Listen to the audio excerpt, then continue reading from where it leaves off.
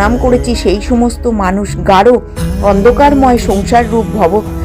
ভবসাগর পার হতে চায় সেই সমস্ত উগ্রস্ব বা সংসারী জনগণের প্রতি কৃপা দেখিয়ে যে অতি গোপনীয় শ্রী ভগবত পুরাণে বলেছেন, মুনিদের মধ্যে মহামুনি, সমস্ত গুণীদের মধ্যে যিনি মহাগুণী, সেই সুখদেবকে আমি সশ্রদ্ধ প্রণাম জানাচ্ছি। হে পবিত্র অমূল্য গ্রন্থ, যার প্রভাব অতুলনীয়, অসাধারণীয়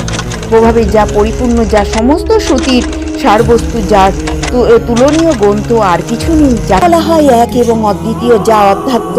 তত্ত্ব এবং মূলক সমস্ত বিষয়ের প্রকাশক, সেই অমূল্য পবিত্র গ্রন্থ যিনি বর্তমানে আমি উচ্চারণ করব। হে নারায়ণের মধ্যে উত্তম দেবী সরস্বতী মহিষী ব্যাসদেবকে নমস্কার জানিয়ে এই